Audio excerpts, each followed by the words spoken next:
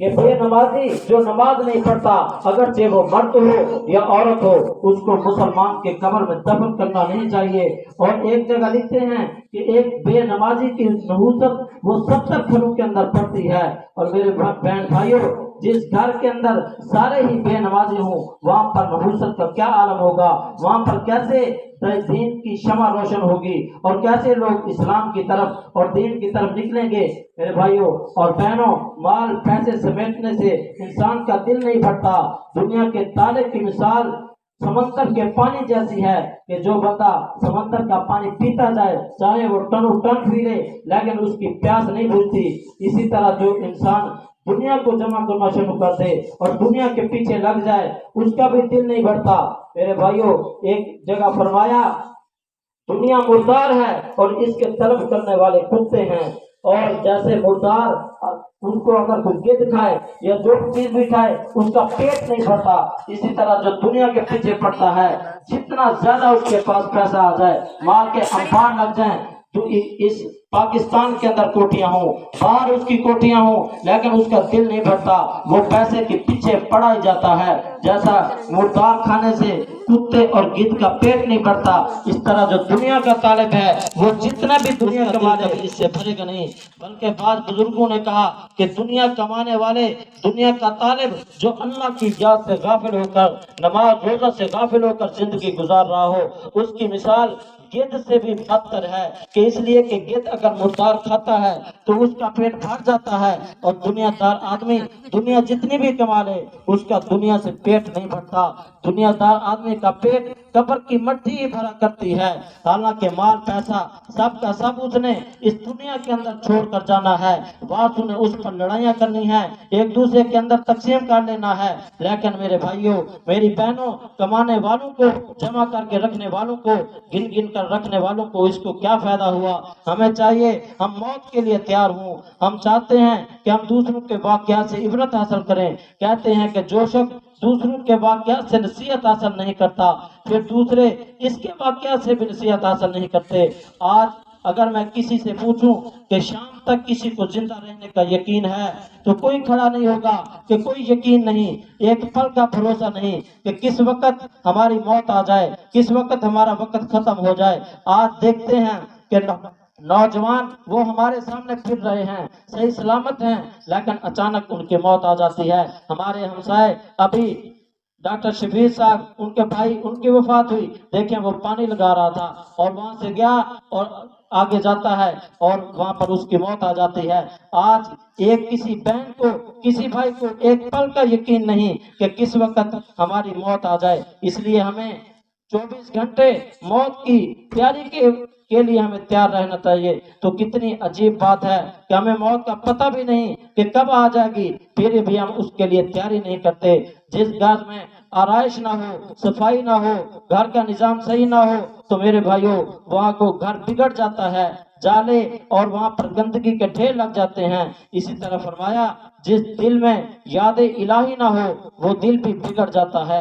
اے انسان، تو نفس کی تمنا پوری کرنے میں مشغول ہے اور نفس تجھے ہلاک کر دینے میں مشغول ہے۔ توبہ کرنا آسان ہے، 1 منٹ کے اندر بندہ کہہ دیتا ہے اے اللہ میری توبہ، میں آج کے بعد کوئی گناہ نہیں کروں گا، لیکن گناہوں کو چھوڑنا مشکل ہے۔ کسی گناہ کو چھوڑ دینا یہ بہت زیادہ مشکل ہے۔ اس دنیا نے ہزاروں کو موٹا کیا اور نگل لیا۔ کتنے لوگ ہیں فقط اس لیے پڑھ رہے ہیں، اس لیے موٹے ہو رہے ہیں کہ کیڑوں کی غذا بننا ہوگا، اور اس چیز کو نہیں جانتے کہ جو ہم اپنے جسم پہ یہ گوشت چڑھا رہے ہیں اور موٹے ہو رہے ہیں، یاد الہی سے، اللہ کی یاد سے دور جو وقت گزار رہے ہیں، گویا ہم نے اپنے آپ کو کیڑوں کی غذا کے لیے تیار کر رہے ہیں۔ تو اس دنیا نے ہزاروں کو نگل لیا اور کیڑوں نے ان جسموں کو کھا لیا۔ ہمیں چاہیے کہ ہم اللہ رب العزت کی بندگی کرتے ہوئے اپنی زندگی کو گزاریں۔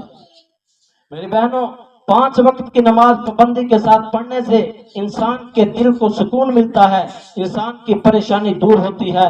جو نماز کے فائدے ہیں ان میں سے ایک یہ ہے کہ جو پابندی کے ساتھ نماز پڑھے گا اور اس کے اندر کمی کوتاہی نہیں کرے گا، جیسے ہی اذان ہوگی سارے کام چھوڑ کر وضو کر کے اللہ کی یاد کے لیے، اللہ کے سامنے جھکنے کے لیے، اللہ کے حکم کو بڑا سمجھتے وہ نماز کی طرف آئے گا۔ میرے بہنوں، سننے کی بات ہے بڑی عجیب بات ہے کہ پابندی کے ساتھ جو نماز پڑھے گا اس آدمی کی موت کا جب وقت آتا ہے تو ملک الموت یعنی اسرائیل شیطان کو مار کر دور بھگا دیتے ہیں اور اس بندے کو بتا دیتے ہیں کہ موت کا وقت قریب ہے، تو کلمہ پڑھ لے۔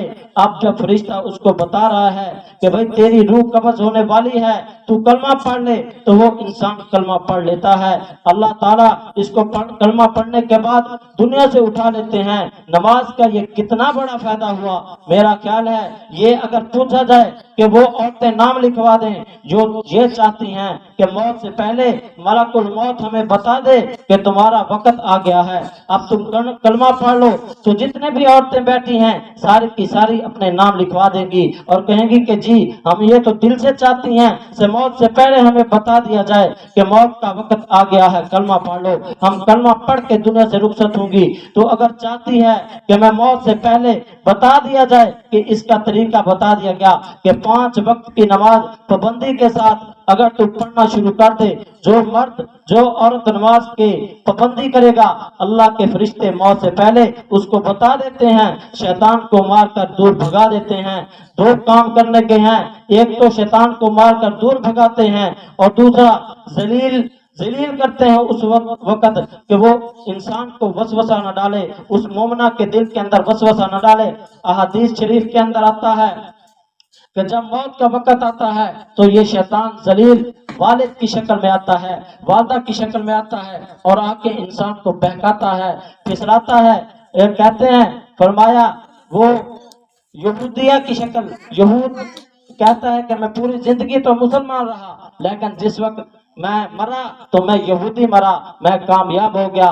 والدہ کی شکل بن کے آتا ہے اور کہتا ہے میں پوری زندگی عیسائی رہا، عیسائی بن کے جب میری موت آئی تو میری کامیابی ہو گئی۔ فرمایا اتنا بڑا شیطان کا حملہ ہوتا ہے کہ جس کی انتہا نہیں۔ لیکن میری بہنوں میرے بھائیوں، موت کے وقت جو بندہ کلمہ پڑھ لے گا لا الہ الا اللہ محمد رسول اللہ، اور اس کے بعد اگر اس کی جان نکل جائے تو ایک حدیث ہے من کان آخر کلامہ لا الہ الا اللہ دخل الجنہ، کہ جس کا آخری کلام لا الہ الا اللہ ہو وہ ضرور جنت میں داخل کیا جائے گا۔ جس کی زندگی کے آخری بات لا الہ الا اللہ ہوئی اور آدمی سیدھا جنت میں داخل کر دیا جائے، تو ہمیں 5 وقت کی نماز پابندی سے پڑھنی چاہیے تاکہ اس کے صدقے میں اللہ تعالیٰ موت کے وقت ہمیں کلمہ نصیب فرما دے۔ اور موت یہ دنیا کی زندگی گزر جائے گی، اگر امیر آدمی اچھا کھا کر وقت گزار لیتا ہے تو غریب آدمی خشک روٹی کھا کر وقت گزار لیتا ہے۔ زندگی گزر جاتی ہے، وقت انتظار نہیں کرتا۔ اگر موت کو ٹالا جا سکتا تو دنیا کے امیر کبھی بھی مرنا پسند نہ کرتے، دنیا کے حکمران کبھی بھی مرنا پسند نہ کرتے۔ اگر موت کو حکومت کے ذریعے ٹالا جا سکتا تو فرعون کو کبھی موت نہ آتی، شداد اور نمرود کو کبھی موت نہ آتی۔ اگر موت کو مال کے ذریعے سے ٹالا جا سکتا تو قارون کو کبھی موت نہ آتی۔ اگر موت کو حکمت اور دانائی کے ذریعے ٹالا جا سکتا تو حضرت لقمان علیہ السلام کو کبھی موت نہ آتی۔ اگر موت کو دواؤں کے ذریعے ٹالا جا سکتا تو افلاطون اور جعلی نوش کو موت نہ آتی۔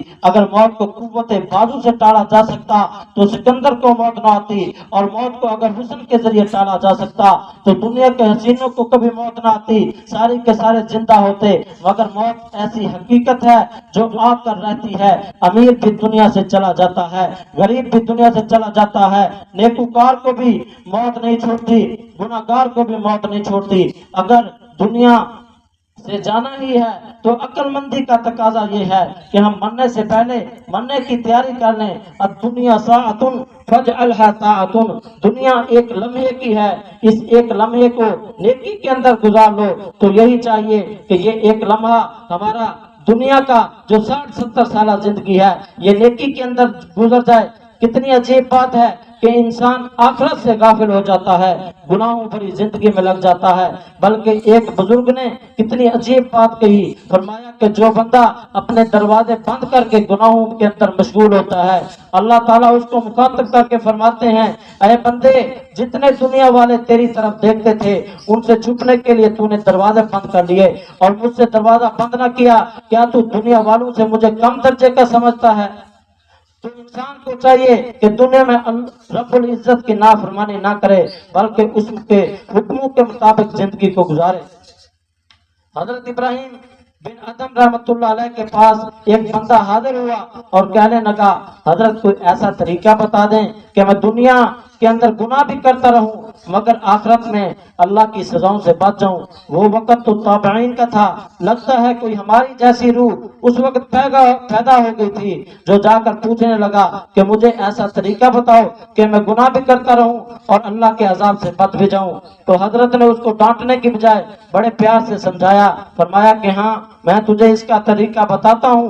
وہ بڑا خوش ہوا، کہنے لگا ٹھیک ہے مجھے طریقہ بتائیے کہ میں گناہ بھی کرتا رہوں اور اللہ کے عذاب سے بچ بھی جاؤں۔ حضرت نے فرمایا اس کا تو بڑا اچھا طریقہ ہے، تو یہ کہ گناہ کرتے ہوئے اللہ تعالیٰ کی نگاہوں سے چھپ کر گناہ کیا کر، جب اللہ تعالیٰ تجھے دیکھیں گے ہی نہیں تو پھر تجھے پوچھیں گے بھی نہیں۔ وہ کہنے لگا حضرت میں اللہ تعالیٰ سے کیسے چھپ سکتا ہوں، یہاں کوئی ایسی جگہ ہے نہیں کہ جہاں اللہ تبارک و تعالیٰ دیکھ نہ رہے ہوں، میں اللہ سے نہیں چھپ سکتا۔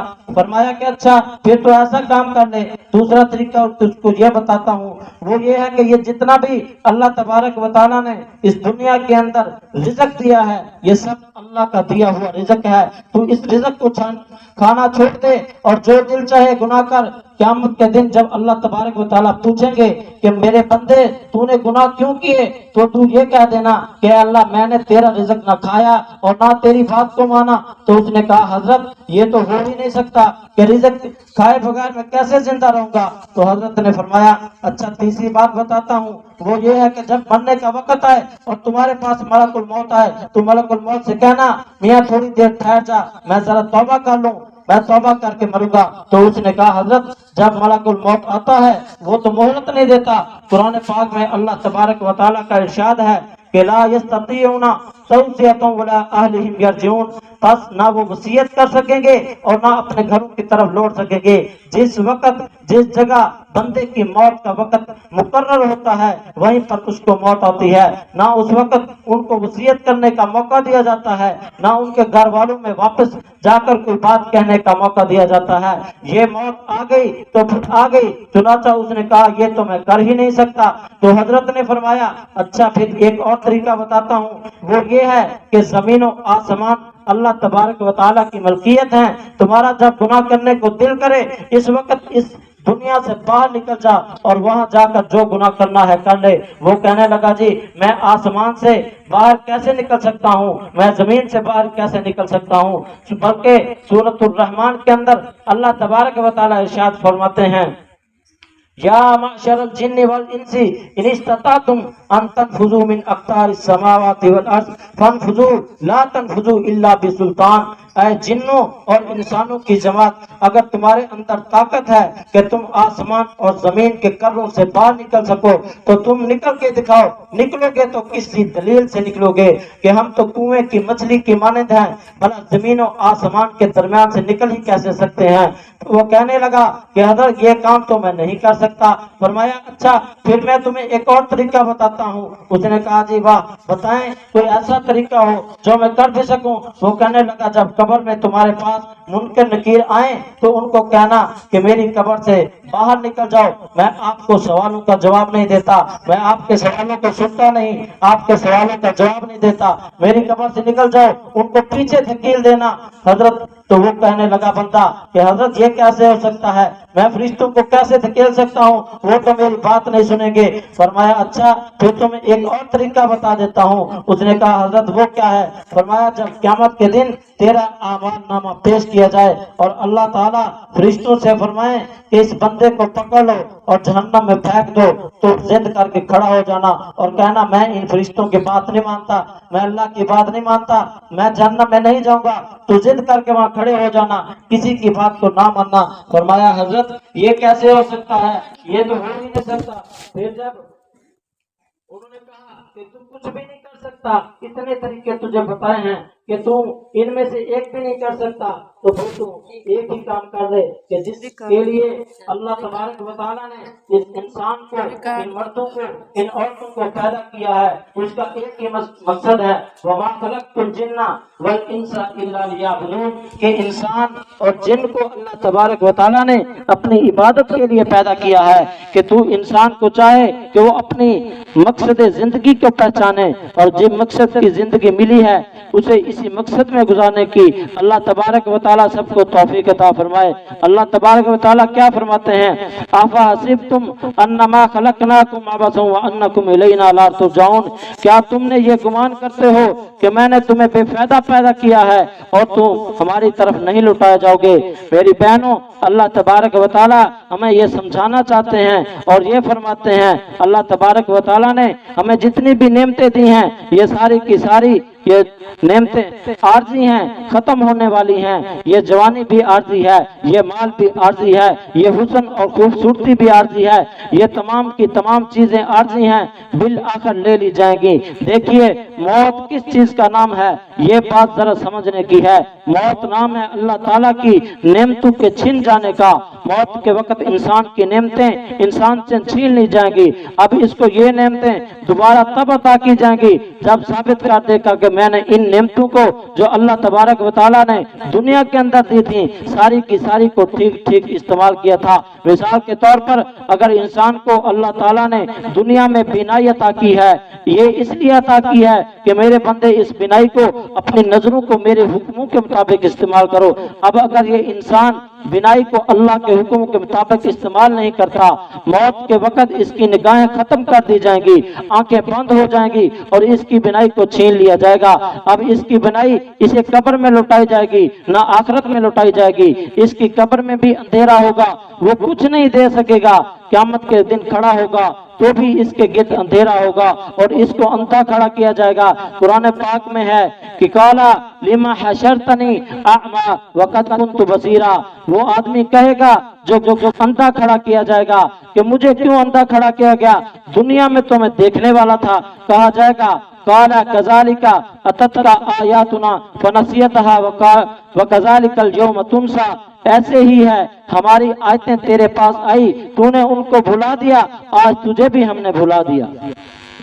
چنانچہ قیامت کے دن اس کی بینائی نہیں ہوگی، اس کے پاس روشنی نہیں ہوگی۔ حدیث پاک میں آتا ہے کہ قیامت کے دن جب ایمان والے اٹھیں گے تو ان کے اعضاء جن سے وہ وضو کرتا تھا وہ اعضاء نورانی ہوں گے، چہرہ نور والا ہوگا، ہاتھ کونیوں تک نور والے ہوں گے، پاؤں نور والے ہوں گے، ان کے سروں کے اوپر بھی روشنی ہوگی۔ چنانچہ جب وہ پل صراط سے گزرنے کے لیے اور جنت کی طرف جانے کے لیے چلیں گے تو روشنی ان کے سروں پر ہوگی، جن سے ان کو راستہ نظر آ جائے گا اور وہ راستہ دیکھ دیکھ کر چلتے جائیں گے۔ مگر کفار اور منافقین ایسے ہوں گے کہ ان کو سروں پر روشنی نہیں ہوگی، ان کی بینائی چھن چکی ہوگی۔ قرآن مجید میں آتا ہے یوم تری المؤمنین والمؤمنات یسعی نورہم بین ایدیہم وبایمانہم، تو اس دن دیکھے گا مومن مرد اور عورتوں کے کہ ان کا نور ان کے آگے اور دانے جب دوڑتا ہوگا۔ اس دن منافق مرد اور عورتیں ایمان والوں سے کہیں گے